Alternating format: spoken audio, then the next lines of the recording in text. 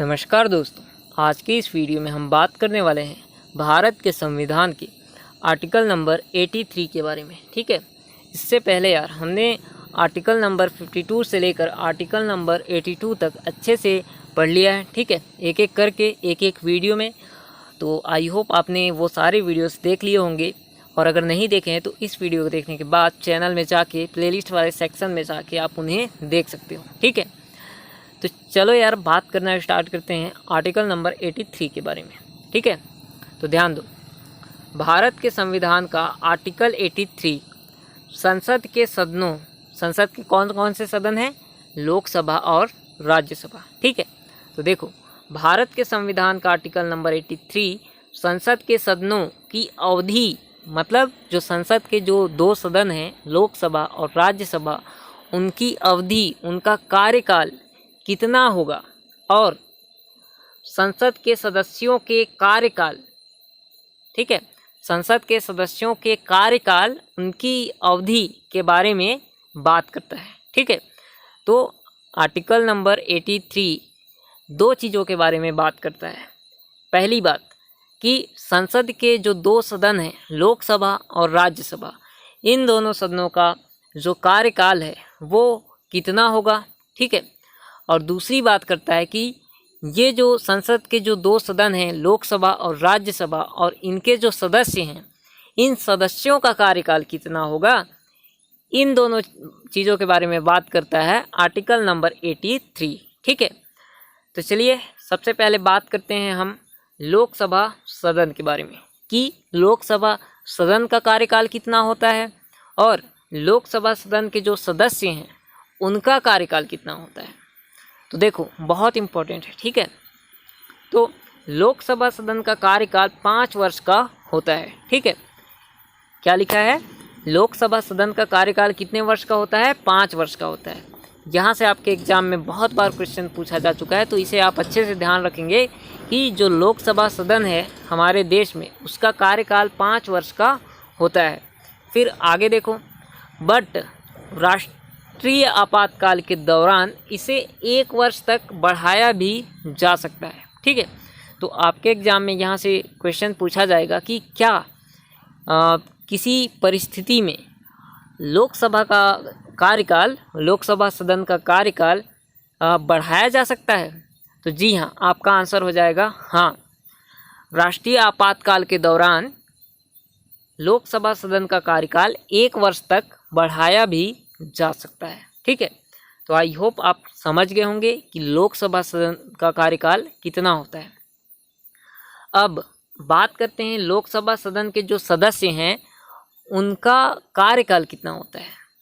तो देखो, लोकसभा के सदस्यों का कार्यकाल, लोकसभा सदन के सदस्यों का कार्यकाल 5 वर्ष का होता है।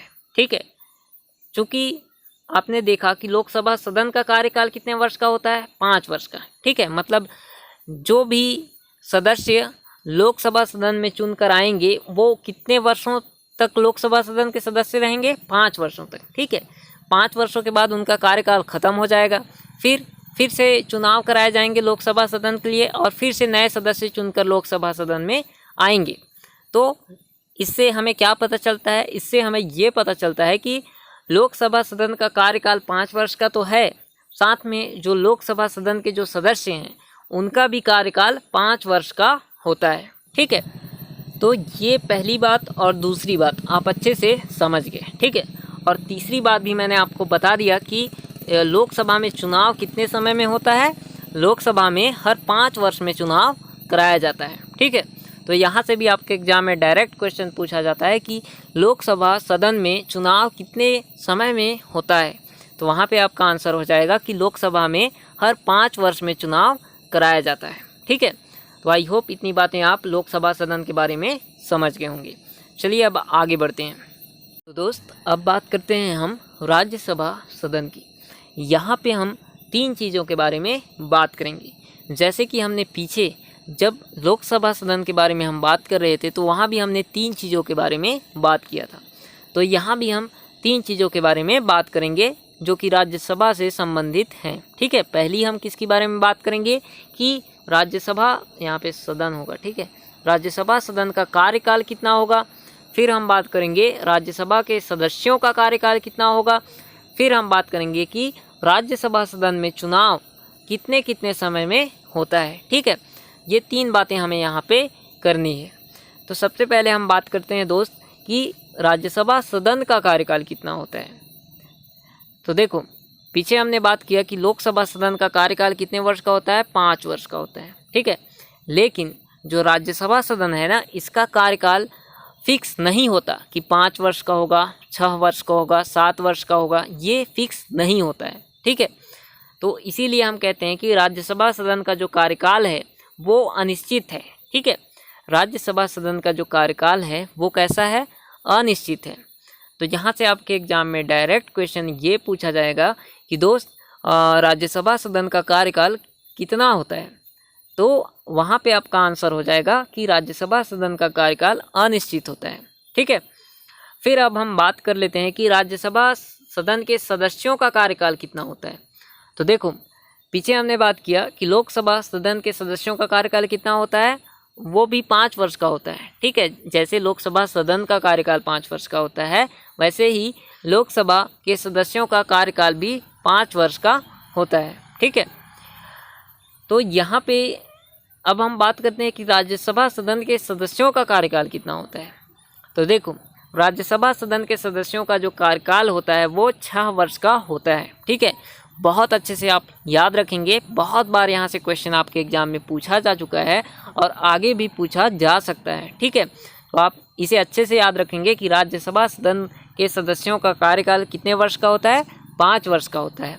और अगर आपसे पूछा जाए कि राज्यसभा सदन का कार्यकाल कितने वर्ष का होता है, तो आप क्या कहोगे कि राज्यसभा सदन का जो कार्यकाल है वो अनिश्चित होता है। ठीक है, तो इतनी बातें आप समझ गए होंगे।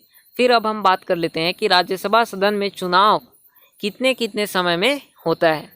तो देखो दोस्त, राज्यसभा सदन में चुनाव कैसे होता है, तो प्रत्येक 2 वर्ष में 1/3 सदस्यों के लिए राज्यसभा में चुनाव कराए जाते हैं। ठीक है, राज्यसभा में चुनाव कितने कितने समय में होता है, तो राज्यसभा में चुनाव हर 2 वर्ष में होता है और सारे सदस्यों के लिए नहीं होता है। ठीक है, सारे सदस्यों के लिए हर 2 वर्ष में राज्यसभा में चुनाव नहीं होता है, सिर्फ और सिर्फ 1/3 सदस्यों के लिए राज्यसभा में हर 2 वर्ष में चुनाव कराए जाते हैं। ठीक है, तो दोस्त ये बातें तो आप अच्छे से समझ गए होंगे, लेकिन अभी भी यहाँ पे आपको कुछ ना कुछ डाउट ज़रूर होगा और मुझे पता है वो डाउट क्या है।